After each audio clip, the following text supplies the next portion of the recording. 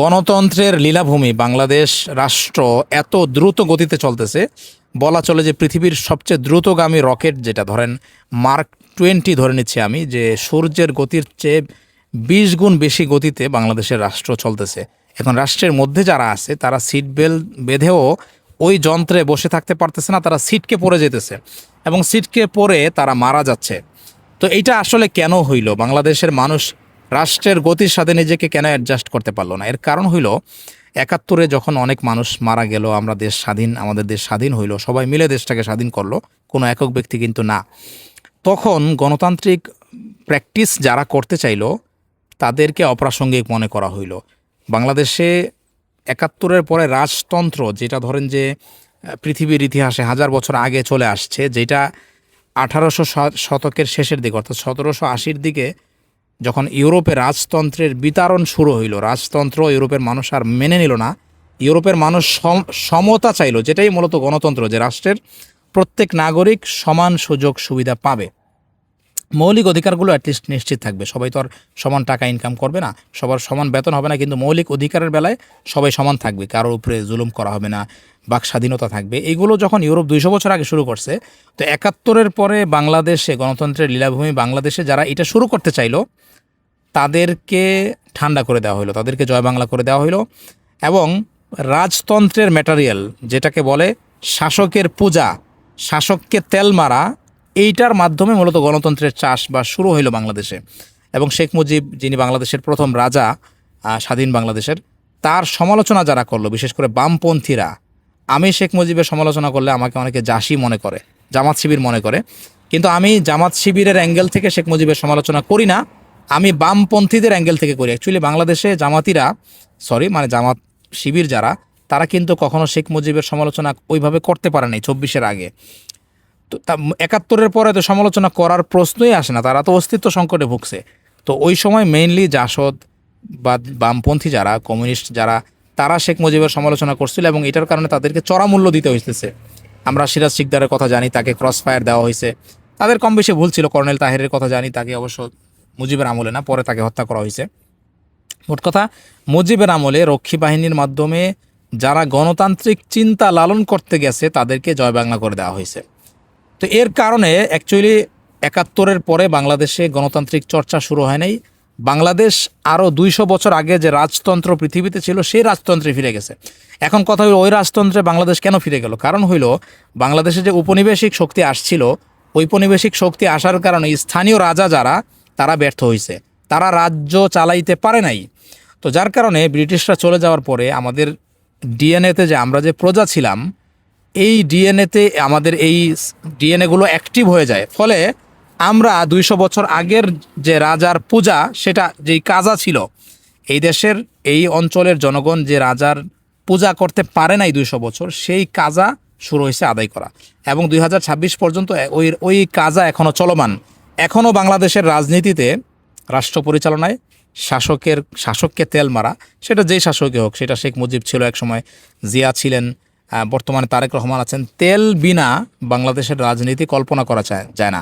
গণতন্ত্রের সবচেয়ে বড় শত্রু যেটা, সেটা হচ্ছে ব্যক্তি পূজা বা কোনো ব্যক্তিকে মহান করে দেখা। এটা হচ্ছে রাজতন্ত্রের ম্যাটেরিয়াল। এইটা ছাড়া আবার বাংলাদেশের গণতন্ত্র চলে না। আপনি যদি কোনো শাসকের সমালোচনা করেন, এখন দেখা যাচ্ছে যে ডক্টর ইউনূসের ভুলের আলোচনা করলেও একটা গ্রুপ তার পক্ষে দাঁড়ায় যাচ্ছে, যারা আওয়ামী লীগকে পছন্দ করে না, বিএনপিকে পছন্দ করে না, তারা ডক্টর ইউনূস যে স্বজনপ্রীতি করছেন, বিশেষ করে উপদেষ্টা পরিষদ নিয়োগ দেওয়ার ক্ষেত্রে তার সাবেক কর্মকর্তা, গ্রামীণ ব্যাংকের বা সাবেক পরিচিত অযোগ্য লোকজন, তাদেরকে যে তিনি বসাইছেন, এইগুলো বললে আবার অনেক লোক বলে যে বিএনপির কারণে ইউনূস সরকার কিছু করতে পারে নাই। বিএনপির কারণে যদি ইউনূস সরকার কিছু না করতে পারে, তাইলে ইউনূস সরকার আপনার হচ্ছে যে এই গণভোটের আয়োজন কীভাবে করলো? এটা তো বিএনপি চায় নাই। অনেক বিষয় আছে যেগুলো বিএনপি চায় নাই, কিন্তু ডক্টর ইউনূস তার সদিচ্ছা থাকার কারণে করছে। আবার অনেক বিষয় তিনি করছেন নিজের সুবিধার জন্য, যেটার সাথে বিএনপির কোনো লেনদেন ছিল না।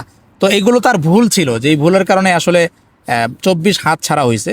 সো এগুলো আলোচনা করলেও একটা গ্রুপ আমাকে মনে করে যে আমি ইউনূস বিদ্বেষী। আমি আসলে ওরকম কেউ না। আমার কথা হচ্ছে যে গণতন্ত্রে, আমি ইউরোপের যে গণতান্ত্রিক প্র্যাকটিস, এখানে যেটা দেখলাম, গণতন্ত্রে আপনি শাসকের সমালোচনা করবেন, শাসকের ভুল হইলে দল মত নির্বিশেষে আপনি সেই ভুলটা আলোচনা করবেন। আমরা দেখি ডোনাল্ড ট্রাম্পেরও সমালোচনা হয় আমেরিকাতে, তার দলের লোকেরাই করে।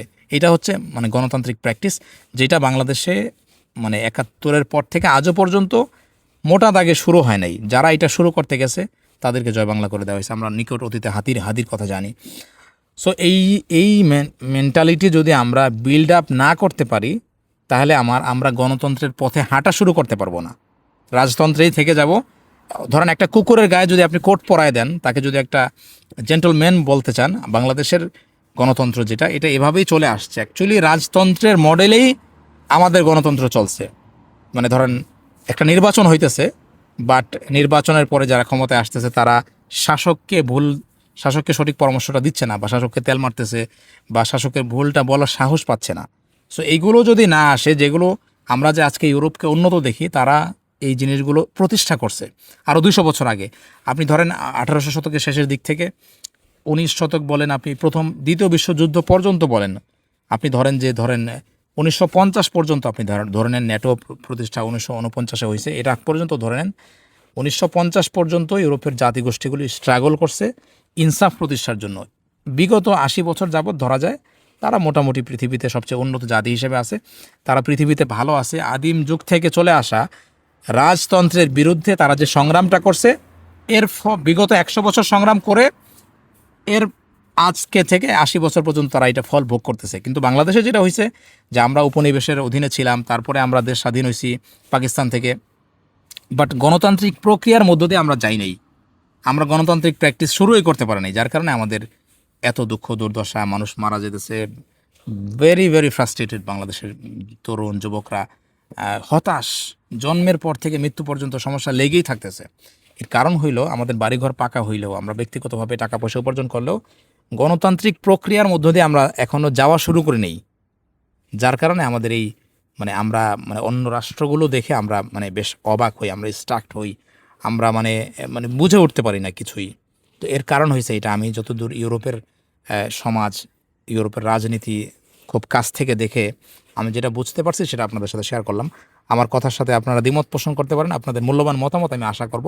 প্রত্যেক দর্শকের মতামত আমার কাছে মূল্যবান, যৌক্তিক সমালোচনা আপনারা আমার করেন, এবং আমি যে পয়েন্টগুলো নিয়ে কথা বলি সেই পয়েন্টগুলো যদি ভুল হয় সেটার যুক্তি দিয়ে আপনারা আমার বিরোধিতা করেন। কিন্তু গালাগালি করে যারা মূর্খ, পড়ালেখা করতে জানেন না, শেখ মুজিবের ইতিহাস যারা পড়তে জানেন না, বই পড়তে জানেন না, তারা যদি গালাগালি করেন, তাহলে আমি খুব নম্রভাবে আপনাদের পেছন দিকে ব্লক মেরে দিব। সো মূর্খ যারা আছেন, আপনাদের পরিচয় না দিলেই ভালো, আপনারা জাস্ট স্কিপ করে যাবেন, আমার কথা আপনাদের মাথায় ঢুকবে না। যাদের মাথায় ঢুকে, যারা সচেতন যুবক আছেন, তারা যৌক্তিক সমালোচনা, আমার বিরোধিতা আপনারা করতেই পারেন। ভালো থাকবেন, আল্লাহ হাফেজ।